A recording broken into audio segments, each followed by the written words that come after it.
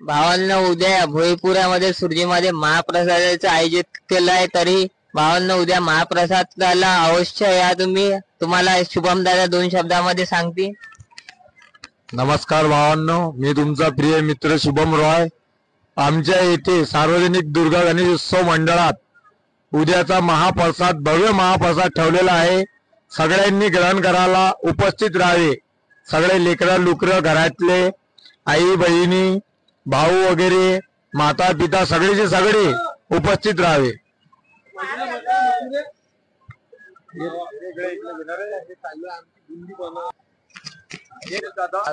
भावांनो, आता चालू आहे महाप्रसादाचा बुंदी बनवणं चालू. भावांनो, हे दादा बुंदी बनवत आहे.